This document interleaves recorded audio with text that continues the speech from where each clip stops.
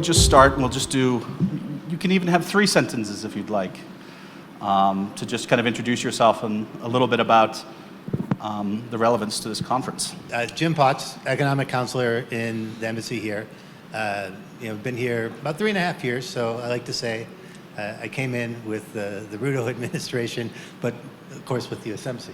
Have worked a lot in the region, in countries like Mozambique and Rwanda, where mineral and energy projects have been essential to development, and so I'm looking forward to the conversation here. Kwame Owino, I work at the Institute of Economic Affairs, which is an economic policy think tank, and basically our research is on Kenya's options for greater prosperity, and I think that's relevant to, of course, the natural resource potential that Kenya bears. Thank you. My name is Julia Muriuki. I am a lecturer and a researcher at the Department of Mining Engineering in the Jomo Kenyatta University of Agriculture and Technology. I am also a board member with the Association of Women in Extractives, in Energy and Extractives in Kenya, and also an executive secretary with the Mining Engineers Society of Kenya. And I'm happy to be here. Thank you. What's been really great, just as an observation over the course of the day, I think particularly for investors and for US government who are looking at Kenya, we have so many outstanding women who are part of the mining, part of the energy space here, and so Dr. is part of that, and we've really been able to showcase that today, so that's excellent. I'd like to just kind of get started. For my first question, I'd like to direct it to Kwame. So, as we all understand, natural resource governance is an emotive issue, not just across Africa, but especially in Kenya. In order for there to be sustainable investment and natural resource governance, there needs to be an integration of foreign direct investment returns and domestic growth. And this came out this morning through multiple sessions. So which policy interventions, whether that's value addition or local content, revenue generation, do you think are going to be most urgent? And where do you see the flexibility to attract more investment in Kenya? So let's start by situating this in the reality of natural resources in Kenya. You're right that there's a lot of, it's a sector that is embedded in the political economy, and so that emotion is right. But look at how much emotion there is for a sector that, as measured, contributes less than 1% of GDP, or value added of GDP every year. And I think that partly reflects not just basically the fact that it involves land, which is emotive, and of course ownership, and that transfers it. But the conversation about value addition, I think, is the most important, because the economics of mineral extraction is that the minerals and the ores themselves do not, by itself, will not be a path to prosperity, regardless of how much a country has. So it's the value addition part, and that value addition can only happen with more FDI. So allowing for an environment of FDI, obviously, and expanding Kenya's FDI opportunities and pathways is essential. I actually think it's critical for this sector. So that's one. So what do we need to deal with? So we start with the bad news first.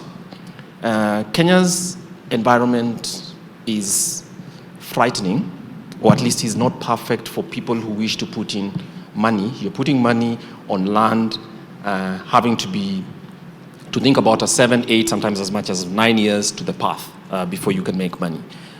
So obviously that's one thing that needs to be fixed, and what needs to be fixed, therefore, just starting with the regulatory policy part, but the big question, which is the big C as I call it, corruption and public sector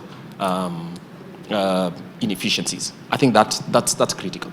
And obviously that actually puts in the bullseye the specific sectors. So the Treasury on one side, the Ministry of Mining, and obviously the entire pipeline of questions, because there's a lot of mistrust, and government really needs to buy public trust, because this will involve land, and it might have to mean you have to move people around. I mean, just speak about the fact that, look, we have this thing about Ikolomani, there's a discovery of gold deposits, and just moving people is one of the things that it's not about whether people want value to be created, but they don't trust that government is being truthful with them. So transparency and all that is completely essential.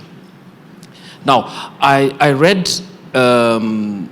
it somewhere, and I think one of the statements that I saw was that the ministry has completed a survey of the country in terms of mineral resource content. And that report, I tried to look for it, so maybe I have difficulties with my research skills, but I couldn't find it. So a published report is essential first and foremost because it helps an investor as well to know and to focus more clearly about the sectors, the specific areas, and actually to see that kind of stuff. So as I tell you, most of these actually involved preparatory work that the government of Kenya would have to do to buy confidence. Because globally, I think, regardless of what people think is happening at the global level, the demand for critical minerals is strong. It's going to be here for at least a generation, in my view. But the competition for its extraction as well is going to be strong. Because regardless of the fact that people think they're critical, but they're not necessarily scarce, right? I mean, the point is, the investors are going to have options about whether to go to the DRC Congo, to go south to Tanzania, or whether they should be in Kenya. So the political economy formation, democratic credentials, I think, are also very, very essential because they prevent the blowbacks when that kind of stuff happens. And then finally, if you understand right now, one of the things that happened to Kenya is that the pipeline and the architecture for the financial sector, because you need a financial sector that can handle payments one way or the other. Because of IFF obligations, I mean, illicit financial flows, Kenya doesn't rank very well, and of course you know that on the FATF list and some of the things. So there's a lot of groundwork that needs to happen. And the unfortunate thing is, it's going to call for complexity in government because it's not, the government of Kenya is going to have to prove, and we Kenyans as well are going to have to prove that we can scale the stairs and chew our gum at the same time. So it's not as if you're going to have to do many things all at the same time to make sure that the ground is there. But the critical minerals, I think some of them are available in Kenya. And the final thing that I'll mention here is people are concerned about beneficiation and value addition. And one of the ways to perhaps do that is to try and build, say, for instance, an East Africa value chain approach, which means the confidence of countries, Uganda, for instance, Tanzania, to have more of the value addition taking place for industrial purposes regionally are essential. So there's no magic, I think. It's very, very clear.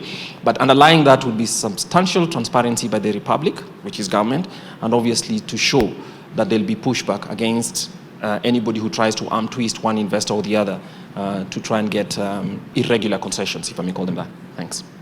Really insightful, both in terms of you highlighting the importance of transparency and then that awful, scary word, corruption, which I think you're the first one to say it today. So it just shows the level of interest that we have in these kinds of partnerships. You also mentioned a little bit about industry and industrial policy, and I'd like to kind of direct the next question to Dr. So it's one thing to have industrial policy or natural resource governance policies, and it's another to have the human capital to do it. Now, you come from the university system. You certainly look at the practical applications of academic research, particularly for things like mining and industrial growth. What are the successes, the human capital successes that we have had in Kenya over the decades, and applying industrial policy that makes Kenya actually a viable investment destination for large companies looking for natural resource opportunities? Thank you, Declan, for the question. First of all, I will begin by saying that we've had major achievements. For instance, in the morning we had the panel with Taita Taveta University, and maybe I might mention that beginning, the backstory is that Taita Taveta University was a constituent college of Jomo Kenyatta University, and once it gained its charter, then now it became a university on its own. So we've had a lot of collaborations, even with the industry. For instance, we have several MOUs, and perhaps even to mention that the most recent one was obtaining some equipment from Base Titanium that just closed down. So we are doing quite a bit in human resource capacity. Another one is through JICA, we have had in innovation hubs where we have a lot of prototyping. But I think what has been the key driver is that academic, where we have our students going out for internships, and then we also have students who go and just do those field visits, just to bring what they learn, and they can be able to just visualize and see so that they can apply it. Yeah, so I think the industry collaborations through MOUs and internationalization of our programs. For example, we have one that we are currently pushing with Curtin University and Lyon in Austria. So I'll do a follow-up question to that, and I just want to drill down a little bit more, no pun intended, of course, on the specific human capital capabilities that, let's say, a U.S. company looking to either do processing or extraction together with Kenyan businesses, but specifically where the talent that will be able to plug into that economic ambition. What can they expect in this market?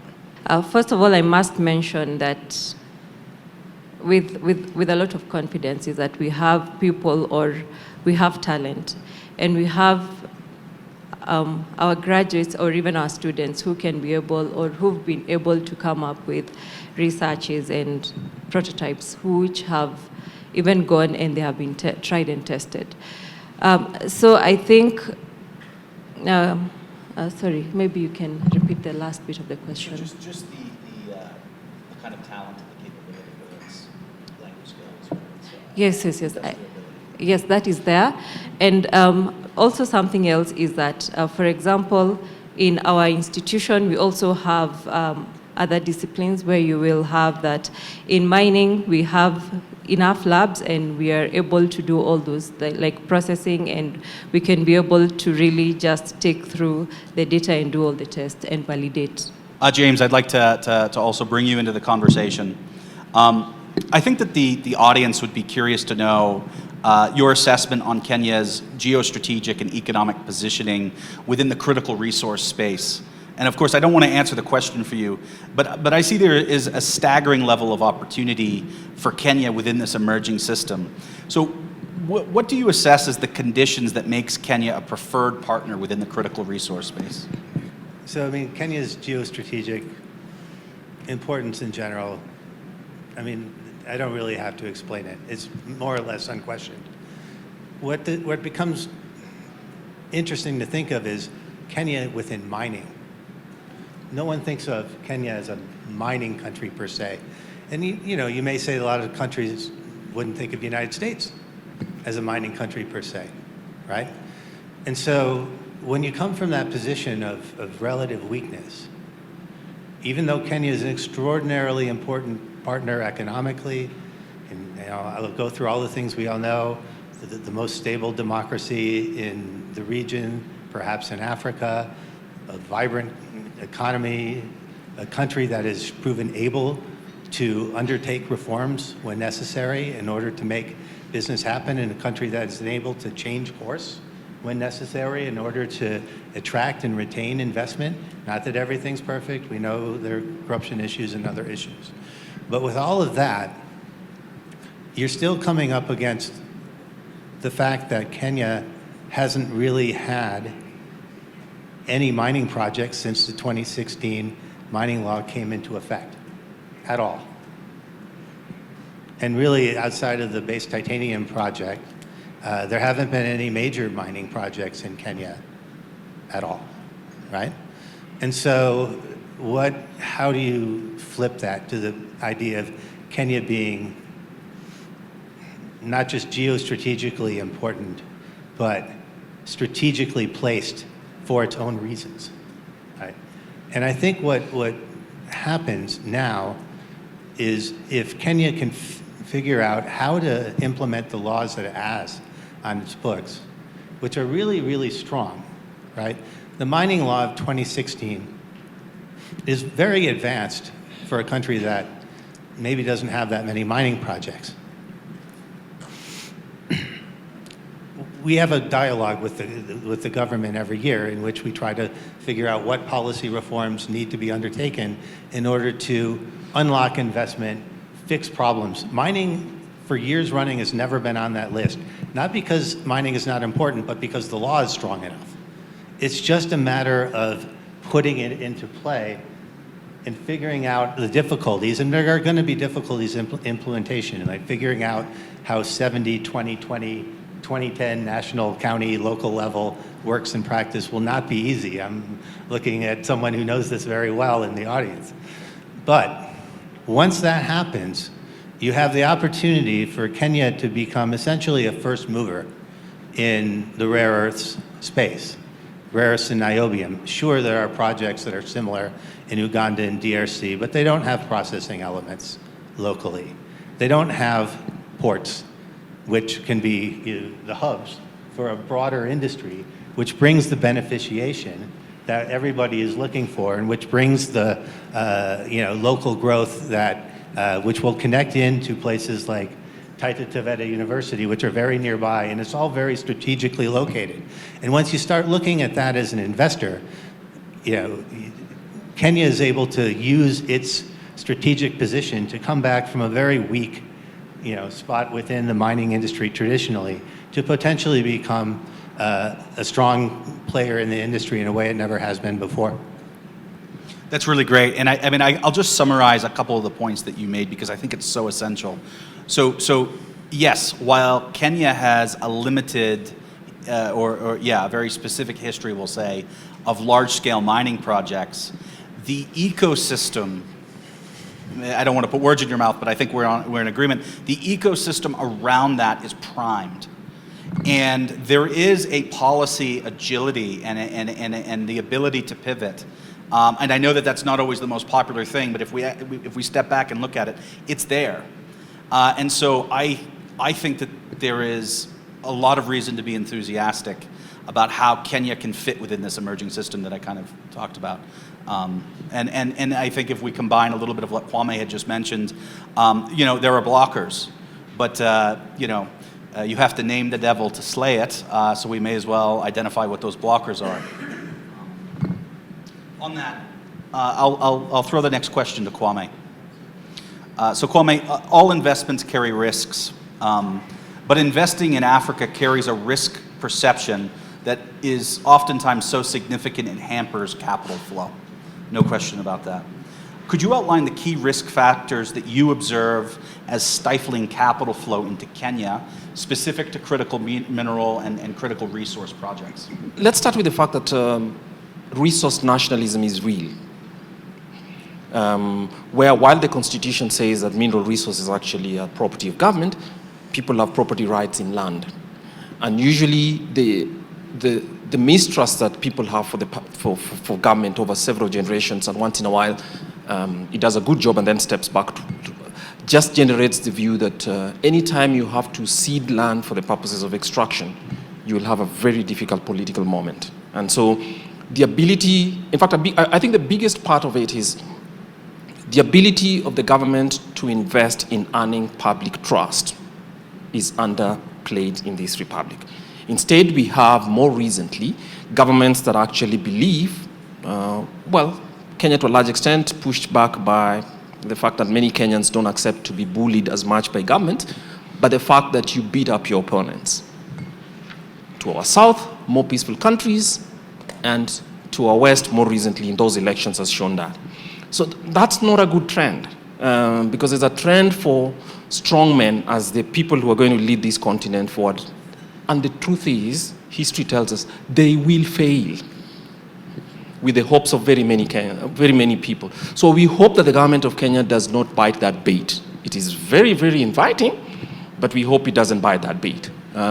Because mining usually requires access to land into the hinterlands, and sometimes there are places that are not very developed, don't have as much infrastructure and all of that. So that public trust I still think is one. That's one.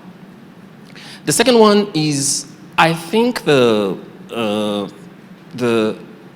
global knowledge. I was watching something yesterday, and it says that Africans know more about the globe than the globe knows about Africa. Other people know about Africa, and I think that's true. So if you look at the fact that the PR teams and I met some of them when you sometimes get an opportunity to go to London for conferences such as this or to the US, and you meet people who are paid to project government's image, and they do it so poorly. They do it so poorly that you wonder why are my taxes being used to support such an ignorant way of facing, making the American people appreciate what Kenya and people, stuff like that is. So it's not that they're not spending money, but they're spending money on projecting the image of a leader or a political party. And that usually doesn't endure.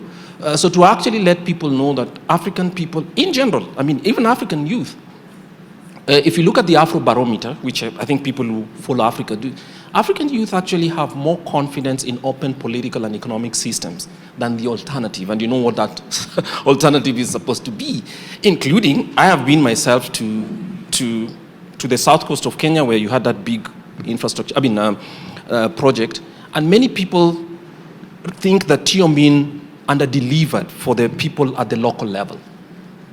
And they have this view that whatever this model is, which we call the Eastern model, I have people who've told me I don't like it. And I didn't prime them. I was just there usually, and I try to do political economy scaling. So basically, those are some of the things. So if we if we take more confidence that the African people want prosperity, and make foreign investors, because if someone is not going to deploy $300 million to invest in a place if they think the local people hate them or for whatever reason.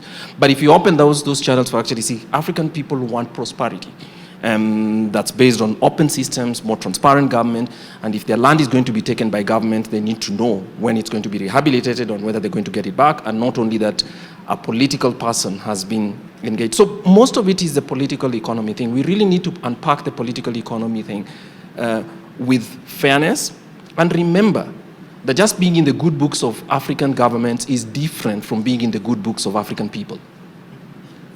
And you choose.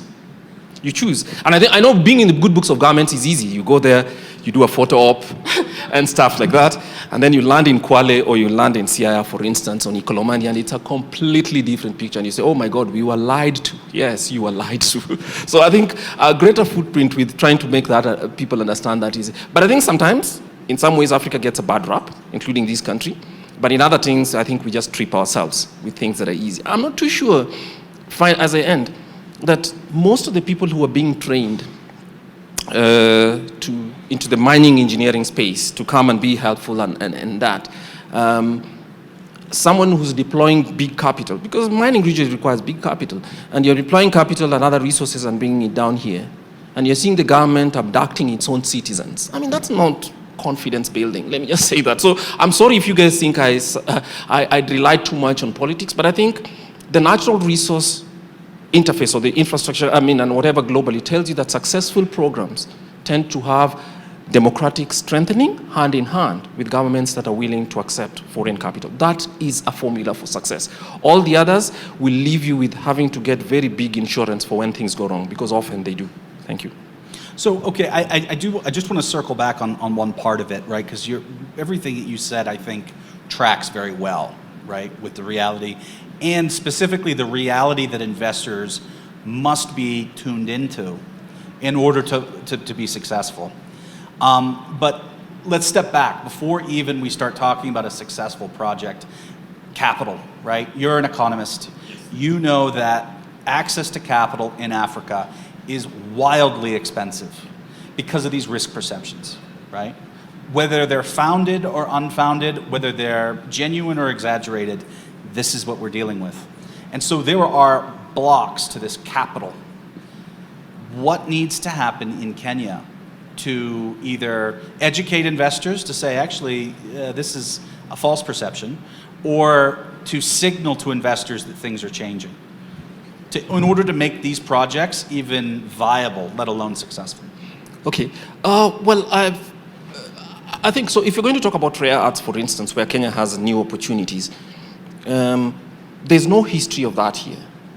And I'm not too sure that in Kenya somebody's going to, the possibility of counterpart arrangements is there, but in my view, the people who've done that successfully usually don't reside in this continent, with the exception of South Africa. South Africa has fantastic capability in mineral extraction, so maybe they might be helpful. But I would see that as mostly foreign capital is what would unlock most of this. And so the way to think about it again, as an economist, is usually a foreigner who's coming to deploy, even if it's just $10 million, and it's not little money, but for mining it tends to be larger than that, they will actually listen to what domestic private sector is saying.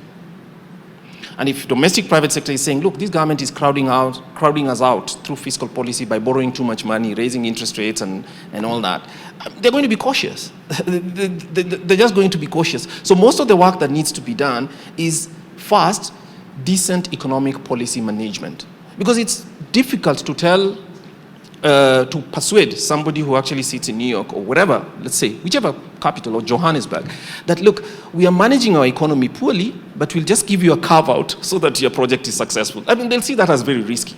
So in my view, perhaps I'm saying the obvious, and the obvious is good economic policy management is the best advertisement for the receptiveness to foreign capital, both domestic and others. And I don't think there's a shortcut. Excellent. Thanks for that. James, I'll also kind of circle back to you. So we've identified some of these risks and problems. Now, what are these, like, what can be done to manage these, either through, and I'm mainly talking kind of on the U.S. side with a lot of the innovative thinking coming out of D.C. Not to front load the question too much, but either through policy intervention or financial instruments to unlock these opportunities via kind of critical resource minerals from the U.S. looking to de-risk? I don't think it's fundamentally a policy issue. It's an implementation issue. A lot of it's a muscle memory issue.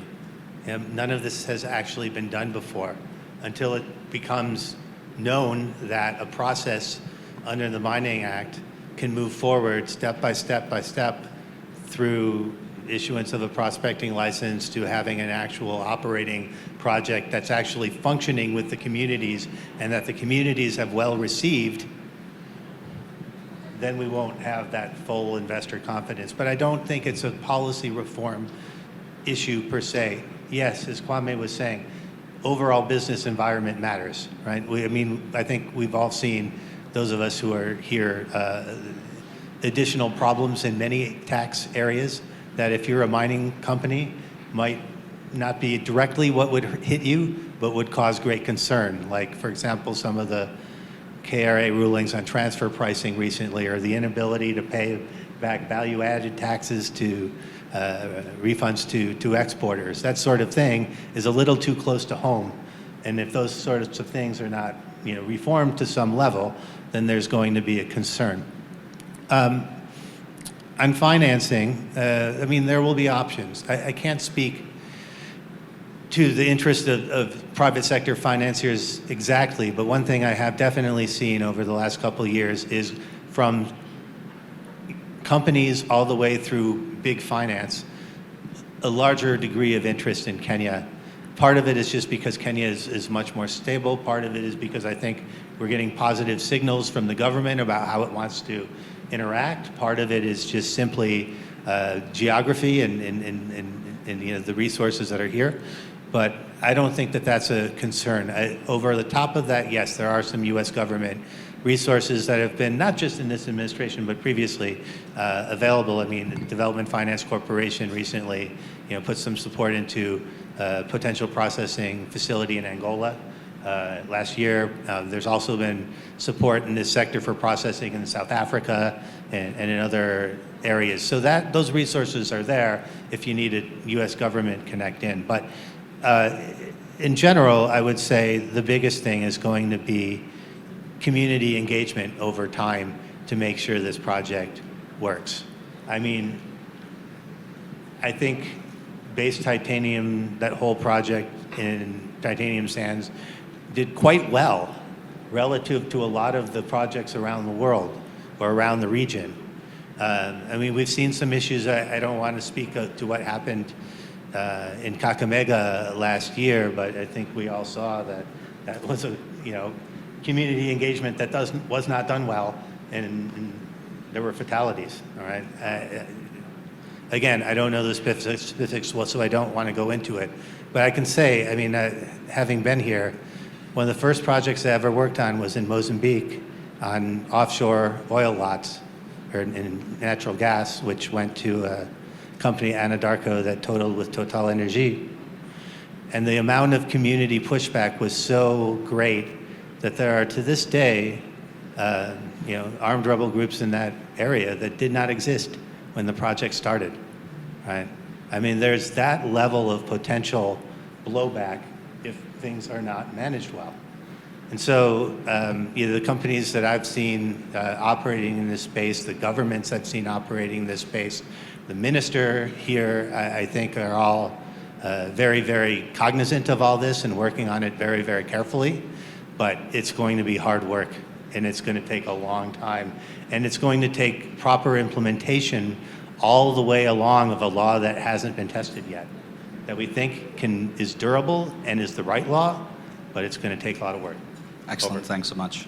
We know the conversation's getting hot and wild when we start talking about transfer pricing and tax regimes and stuff like that, so we're here for it. Dr. Ari, for the last question before we open up to the audience for engagement,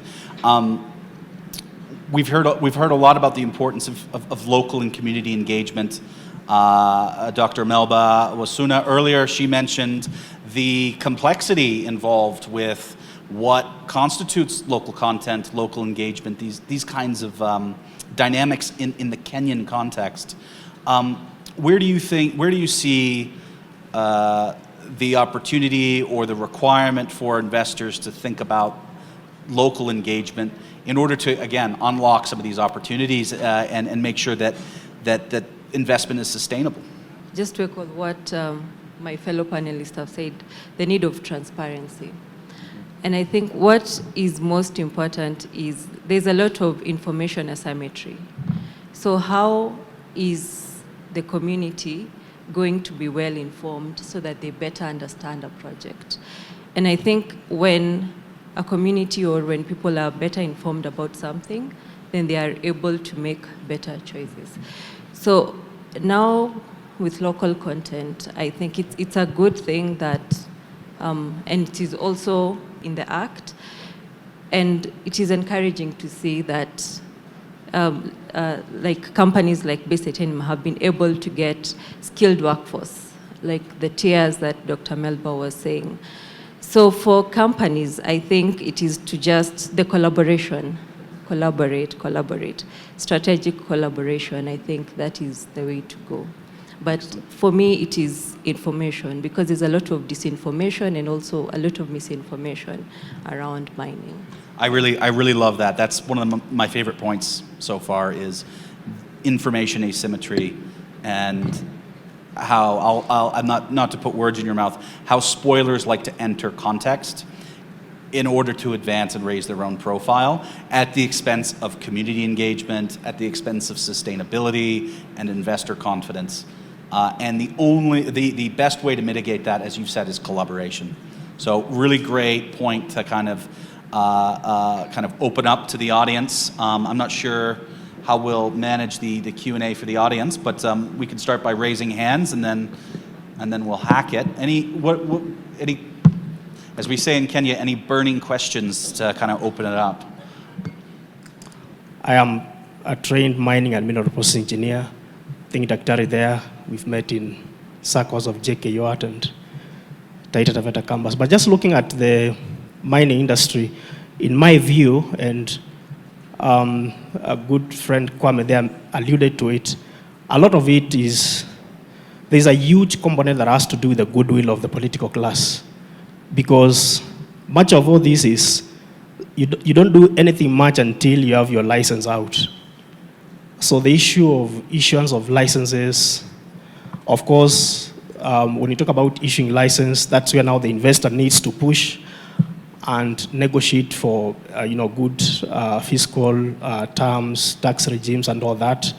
And on the other side, the government will be looking at balancing what, as a country, how the country benefits out of that mining project. So from the investor side, is to push for the best that you can in terms of fiscal, better terms and fiscal regimes and all that. Then the government on the other side, of course, it has to balance the project kicking off and getting the best of the best returns for the country. And I think that's where we tend to be stuck. And then comes the issue of corruption that Kwame said, because until then an investor has a license, and for you to get that license, you need to see that it is future-proofed by way of the legal and the fiscal infrastructure will not change after 2 years, after you have gone into the project. You don't want to go into the project and 3 years down the line, another government has come and terms have changed and all that. So you want to make sure that as an investor, as you go into the project, as you get that license, the terms are sort of future-proofed. They're not going to change. You're not going to wake up one day and everything has changed and you've already invested your money and your cash into that. So if you ask me, there's a lot that lies with government goodwill and the government office. Now, the issue of information, I think for me it's very easy because Daktari seated there will tell you, I think the country has been, is it over 10 years since we started training mining engineers, and most of the people that sit in those regions by the names of mining inspectors and regional mining officers are graduates. Some of them, we sat with them in class, or they were a year ahead of me or a year behind me. They are mining engineers, they understand the Mining Act. So the government saying, we have officers that are trained, they know what is supposed to be done. They can be good ambassadors on the ground in terms of passing the right information. Because issues like what happened in Kakamega, our mining officers know that the minerals, so when the ground is misinformed and someone wakes up and says, gold is ours, and we have mining officers that are responsible and, other geologists and government itself that understand what actually is the right thing. The government has enough staff that are trained. They just need to make sure that the officers pass down that information to the grassroots areas. Excellent. That's another excellent contribution in terms of information asymmetry and whatnot. Also a really important contribution, again, not to put words in your mouth, but there are so many Kenyans who have gone through the education system, and a lot of these Kenyans are working at mine sites outside of Kenya. And so as this economy and as mining begins to grow in Kenya, Kenyans are going to return with all sorts of skills and experiences abroad. I'm sure that that's also in line with what you're saying. Can we get another question? I have a question for both Kwame and Jim. My question is, what do we need to do? Just practical steps. What can we do Monday, if you may, to start, one, attracting investment into the space from a US government perspective or a US private sector perspective, and, Kwame, for you, from a Kenyan perspective? Are there some 1, 2, 3 things that we can do that would help elevate the profile of Kenya and actually create the potential stampede that we are hoping would happen when we open up this sector for investment? So what can we do? I think if you look at it, and you remember when a moratorium was placed on the issuance of licenses, right? That shocked a couple of people. And my view is government needs to set standards for itself.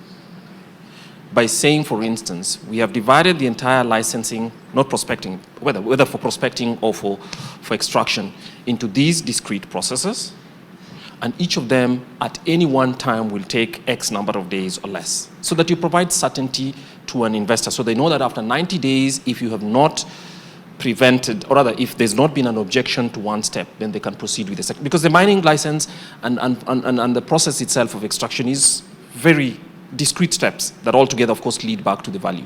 So my view is one of them is just make that mining process, or rather, the licensing process, more predictable than it is today. That's useful. Because if you make it more predictable than it is today, one of the things that the investing person, we're speaking from the investing person, whether they're local or foreign, knows is that, look, I have a total of 180 days, I guess, 180 days to know whether I can do this or not, whether I can start any other, and if government is supposed to do certain things and it hasn't done them, does that mean I have a waiver, or should I do them instead? So stuff like that. So certainty around that process, in my view, is the most important. So that's the first one. The second one is just transparency. I, for one, have never understood why people tell you at the ministry in Kenya that mining licenses and agreements are some parts of it secret, when those same institutions that are mining or prospecting in Kenya have disclosures in Canada and all those other places? I really don't understand who you're protecting, except patronizing Kenyans. That a Kenyan researcher cannot find out and examine for themselves what exactly is the content here and the truth, and to feel that as asymmetry. And yet that same Canadian company, I give as an example, that is prospecting in Kenya, would disclose that to its own shareholders, and it will be available in London and everybody else. I'm not too sure who that kind of process helps, because that's what introduces trust. And then you have people going to the ground, sometimes politicians, sometimes not, just local groups who have fear because their government is treating them in a bad way, to start saying, look, don't let this thing proceed for whatever reason. So there's no magic pill in my view, but I think one is certainty around the processes and maximum transparency, unless they are really extenuating circumstances. I mean, rather compelling reasons to prevent those disclosures. Off the top of my head, I think those two are the most clear. So, 3 things. I mean, the first I would just say, similar to my answers earlier, you need to actually have projects that move, right? You need, and whether that's the one that's going with Marima Hill now or the smaller ones around the country, if the muscles aren't used, then you don't have enough examples on the board to have the predictability that Kwame was mentioning. We just simply need to have examples that companies can look to in order to make these things happen. In a very similar, Kwame also mentioned the moratorium. Of course, there was also a moratorium in the energy sector. And that moratorium was lifted, kind of, maybe? We're not quite sure, a year and a half ago. And as a result of no one being quite sure, a lot of companies in that space are looking at other countries. That's not where we want to be in mining. Second, I mean, a lot has been mentioned about information. Just being able to have better detail on what is available around the rest of the country. I mean, the ministry also is always kind of touting cobalt, copper, gold, other, and there are a number of licenses that have been issued recently in those areas, but there's so little that's known, not only by the companies, but by the communities, as was just mentioned. And between those two things, you don't have the transparency, let alone the quality information needed to bring companies in. The third thing, I think, is a lot of what we do every day, which is working on the overall investment climate policy framework. I mean, again, if you see, as a mining company, companies being back taxed in other sectors, and multiple other sectors in multiple other ways, you're going to think that that's probably going to happen to me someday too. And there's going to be a reluctance to jump in. Those 3 things. Excellent. Thanks for that. Any other? Yes, sir. Thanks. My name's Jack McCaslin. I'm visiting here from the U.S. Department of Energy back in Washington, D.C., and I wanted to draw on Jim's point about it's not necessarily a policy problem, it's an implementation problem, and you just need to get projects going. So I'd love to hear each of you comment on maybe the idea, this is kind of a leading question, I guess, maybe the idea of having like a catalytic project that is the one that kind of breaks all the barriers down, that paves the way for other projects to follow, what that project might be, and kind of what the government and the stakeholders need to do to make sure that that project can truly pave the way for other projects going forward, whether it's about workforce, policy, corruption, anything else. Thanks. From what I think is that one successful project will boost the confidence, normally, of other investors to follow suit. For instance, allow me to use the base titanium example, because that shows that it is true that you can invest in Kenya and it can really go well. So I think it is, first of all, taking the lessons from that successful project. And of course, the engagement, constant.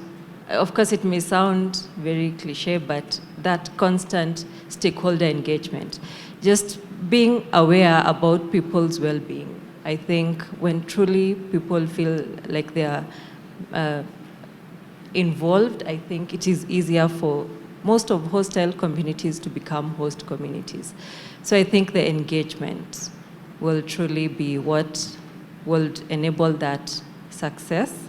Another thing, I think, I don't know if I will be going too far, but it is within the workforce. I happen to be in the mentorship committee of the Association of Women in Energy and Extractives. And recently in the university, we have realized that our student numbers are going down. Of course, I know it's not something that is specific only for Kenya, but is in other parts of even Africa. So I think it is, traditionally, for example, like Kenya, we knew that our country, we are agriculture, tourism, and if you look at even our curriculum, you will find that there's a lack of mining. Even, let me just go straight to the curriculum-based education, right, currently. So we have the senior school, and we'll have all those, under the STEM pathway, we have all those subjects. But if there's a way we are going to boost mining, then I think the introduction of a subject in mining is important, which is currently lacking. So going forward, I think even introducing the concept of mining, I think people will be more aware of what we have and what it can do. Yeah, thank you. Excellent. Kwame? Okay, I interpreted your question as asking whether we have any case studies that we could, because rare arts are, it's a new sector. I actually think that Kenya has successful mining case studies to do. And unlike many people, I'm more circumspect about using the Kwale example. So let me tell you the one that I know because I've written a case study myself on it. So my apologies for self-plugging. The longest mining operation in Kenya is by Magadi. And while soda ash and trona are not critical minerals, I think it's a fantastic, if you do it from a dispassionate point, it's a fantastic example of a long mining project in Kenya that preceded Kenya's independence, has passed forth across many countries. Fantastic collaboration with the community. Now, I have visited it myself twice, and one of the things is it has close to, when I visited in 2024, at the end of 2024, had about 401 of thereabouts of employees, of whom less than 3 came from India, less than 1% were foreign. It has, which it doesn't have to do, it has fantastic community service across, and it broadly so recognized, it's constructed a school for the community. Again, it was not compelled to do that and stuff like that. I think these exist. If they're just given the profile that they did, and in my view, one of the things that, because I've written to the Ministry of Mining myself and proposed that one of the things they should, maybe they do, sometimes we who sit outside as think tanks already say things government does, but each mining operation should have a contact officer within the industry who then cooperates with this institution and tries to solve their problems and documents it, because that learning is what would lead to some of the stuff that James speaks about. But I think this is a fantastic one. It's sufficiently large, and last year, it was Kenya's largest single farm export based on the export of trona. And it also will be a good example for the government of Kenya to study, and perhaps they've done it, but I still have to mention this because I'm speaking to other Kenyans as well, for why value addition doesn't take place. So Kenya has very high quality trona, and they've done sufficient refinement, but the reason you can't have a soap manufacturing or a glass manufacturing farm coming into Kenya are related to the things that constrain investments into the country itself. So basically the success of, it's been here since 1911. I mean, that's 100 years and if you can't learn from your longest serving one, I think we perhaps miss it. So giving credit to ourselves, the public infrastructure system and all the other stuff that they do. And they also have a rail line that they constructed themselves in order to be able to carry a bulky product all the way from Magadi and into the coast and stuff. So that studied, even with clearer eyes than I am, because when I went there I was myself quite impressed, would be very, very useful. I think the case study for the success of Tiomin itself needs to be written as well. And those two are small numbers, but that's what will be built from existing successes. And for me, the Tata farm and the fact that it's passed down over long and it's been here for a century a bit is success in every way. Thanks. There's not that much more I can add in this space. If we are going to look at, just briefly mention Kwale-based titanium, I mean, the community engagement part as success is really something that we need to look forward and be able to apply Modified, certainly. The project will be different if we're going there again. But again, much, much better than what I've seen almost everywhere else in the world with almost every other project. And it's something that really should be noted, right? When we start talking about modest-sized projects, this is where I don't have the experience that my panelists have in knowing the specific projects in Kenya. But I would say that first, in countries like Mozambique or Rwanda, the mid-sized projects are actually the ones that function the best over time generally, not the ones that have a 10-year shelf life and out. And there are a lot of the lessons come there. What's interesting about Kenya is that there are so many areas where there's potential for projects like that moving forward. And we haven't tapped that area yet.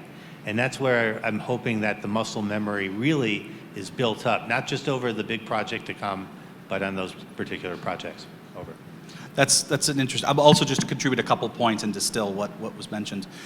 When we start thinking about like the ecosystem, the critical resource ecosystem and the supply chains and how Kenya intersects with this, these smaller mining opportunities, which I don't want to say that they're not part of kind of the USGS priority list. I don't know, but having those within the mix creates institutional memory that kind of has already been mentioned a couple of times, which speaks to the degree of Kenya's capability to take on larger investments, right? That's I think is one. The second is, as already mentioned, we really need to highlight base titanium, right? Base titanium is a highly and holistically successful operation from start to finish, and has managed that operation with the most high degree of responsibility that we could. And so anything that any mining company from the US or anywhere else in the world that would need to know has been done through kind of those trailblazing efforts from base. And those resources are here in Kenya, as was mentioned earlier in the day. There is a significant degree of Kenyan managers and people with that experience. And so the case studies are here. There's another, it's not a mining operation, and I don't want to sound like I'm being overly critical, but there's another natural resource type activity which mismanaged this, right? And mismanaged it for for more than 10 years.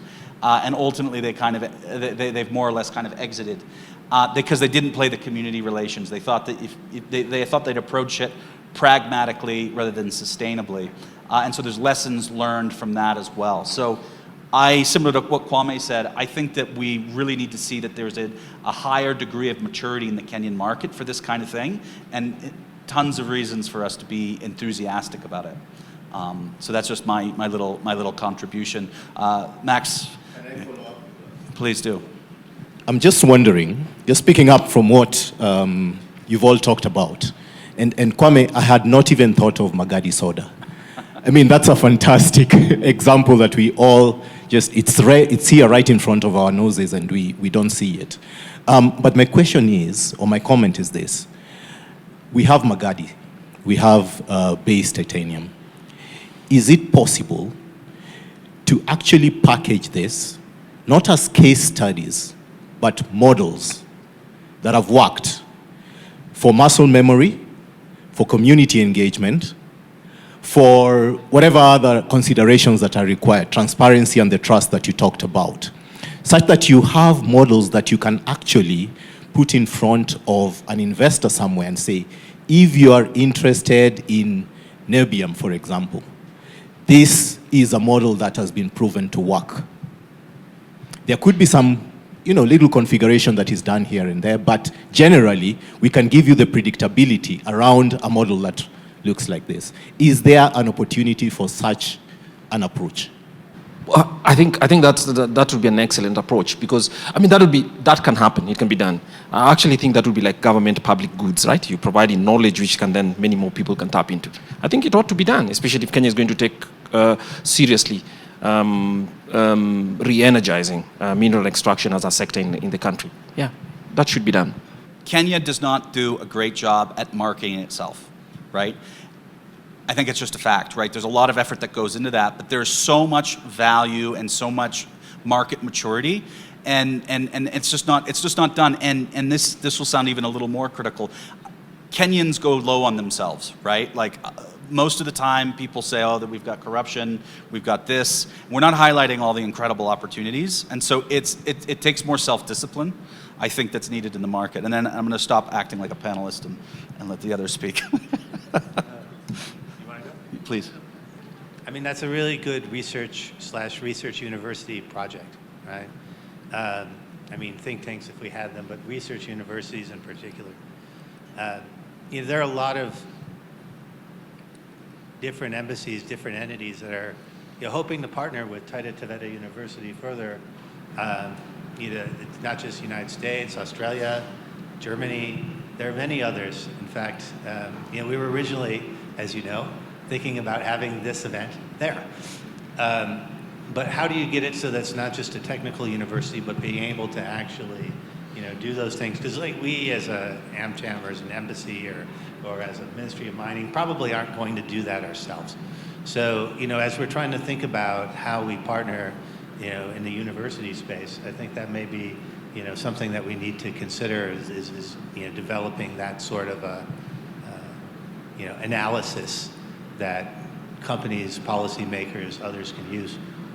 What Maxwell raised, it's doable. I also tend to let me emphasize that every mining project is unique. For example, with Trona, we are dealing with a resource that keeps renewing itself, unlike the titanium one, which got depleted. But of course, we can take the lessons, which can be applied to other projects. And I also want to emphasize on what Declan has said about just how we market ourselves and just the strategic branding. For instance, our energy mix, which is 90% renewable, I think we can package ourselves that most of our minerals will be green, so to speak. So I think we lack that strategic branding, especially around mining, which can really boost the sector. Great. My name is Mokwere. I think we've done a lot as a country to place ourselves at a stage where any serious mining company in the world would operate in Kenya, make profits, make Kenya richer, it's not poor, and contribute to the overall development of our mining sector. I'm saying that because we have met quite a number of criteria which encourage investors to go to a mining venture. We've already done our geo-survey. We know exactly what exists under the ground throughout the country. It remains as top secret. I hope so. The government officers will confirm or deny that. I'm not sure now, but it used to be.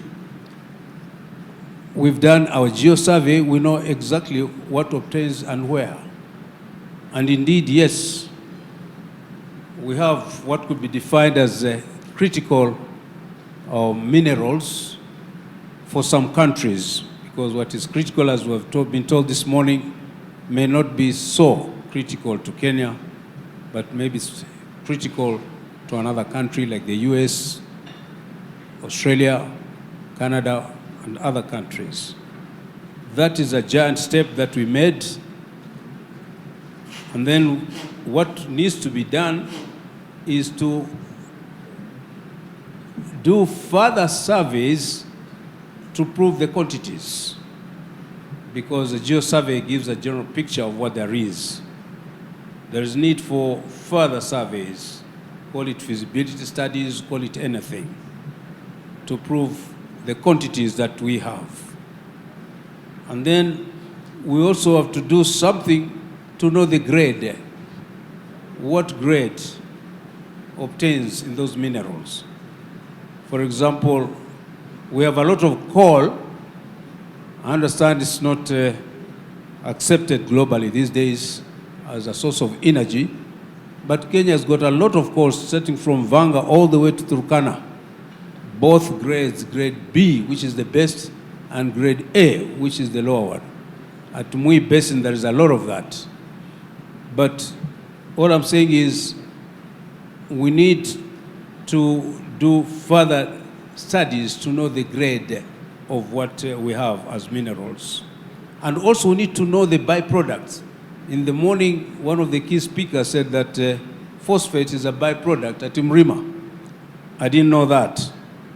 But it's important for us to know from studies conducted by universities and mining institutions what kind of byproducts we have, which will probably be useful to Kenya. They could be critical elements in Kenya, rather than what is being taken out, depending on what we really want to do. We have done very well on access to our lands, and the social licenses are good. Even if an example of Turkana is not the best where there is oil, it has already been sorted out and it's coming up very well. And I would like to confirm to everybody here that my community, the Digo, will have no problems if mining is done by the company that will be chosen by the government of Kenya. One thing that we need to put emphasis on is what Kwame mentioned, and even the moderator, that there should be certainty. Certainty in the supply chain, certainty in the interpretation of a mining act, certainty in the royalties and taxes and revenue sharing. That's where we're interested, because as a country, we don't know what will eventually be brought back to us, since the miners will bring the equipment, which is extremely expensive, I believe, do the technical mining process, and we don't know where they're selling anyway, if they will sell.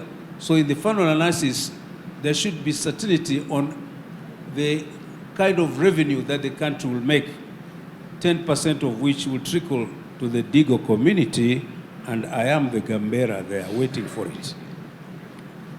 Your Excellencies, I don't have a question. I'm just impressed, and that's why I was just repeating what I've heard. And to conclude by saying that investors in mining are fully welcome to Kenya. We have what it takes, and we are ready to improve where we are weak. We are not saying that we are the best, but we are learning best practices. The example of Tiomin, yes, but Tiomin did not mine titanium. However, the agreement that we had signed with Tiomin was the worst on planet Earth.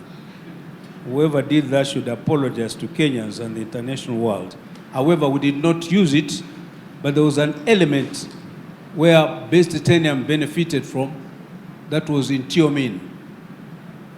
And it's not the miners who put it in place, but the government went ahead and bought all the land where titanium was being mined on the two ridges. That was wrong. It should be a matter left to the landowners so that it benefits as a community. So far, 10%, that was a proportion of what was earned by Kenya, has not been released to the local people. Reason, they're not there. The local people, in brackets, the core local people happens to be the government. And that's why the money is still in Nairobi. Maybe somebody in Treasury could explain how it will get back to people in Kwale. All in all, I would like to say congratulations. I'm really impressed as an individual from Kwale, not as a former minister this time. Thank you very much. My name is John Omenge. I did have the grace to serve as Principal Secretary for Mining in the Kenya government. 2018 to 2020. Prior to that, I spent time in the Ministry of Energy for some 10 years. So the stories about the coal in Mui Basin is things that I know very well as Chief Geologist and Secretary for Geoexploration in the Ministry of Energy. Prior to that, I spent 24 years in mining, 10 years of which was at the coast. And so, of course, I know about the heavy mineral sands project and challenges that we faced at the beginning and how we worked to overcome those challenges. And eventually, and you have heard my minister say things. We served together in the ministry before I went to energy. We want to encourage the American team, the US team. It is opportune for you to invest in Kenya. There will be certain challenges that we are working out of as a country, but this is good time. Let's look at Mrima, the niobium and rare earth element oxides deposit. This is a world-class deposit. It's a world-class deposit, and it's something that can be worked. But key, as far as I know, and I have worked, I told you, 10 years at the coast, and as PS, did work out to ensure that we got licenses for base titanium, the extensions which they wanted to have. Key consideration, engaging the community directly. If you look back, and I spent time with Kwame and the others who have been in energy and in mining, whenever you discuss with the local people, whenever you engage the leadership, when you are open, you will succeed. You will succeed because everybody will go along with you. And this is what helped us before Tiomin sold out to base titanium. We spent a lot of time, and Waziri here has kept emphasizing that this is the winning thing. So base titanium, yes, a very good example, and we applaud it. I'm an economic geologist by training, so I do understand certain other things. Good project. Yes, soda, Magadi soda, good project over the years. We also have had mining fluorspar in the Rift Valley, many years. The project stalled. I think it was being revived. I'm hoping it is, so that's a third one that has also succeeded for a good stretch of time. When I joined the service in 1984, I now retired, gold mining was already happening in Western Kenya, in Nyanza. I spent time there as a graduate assistant geologist, newly employed. We worked. There are things that could have been done to help.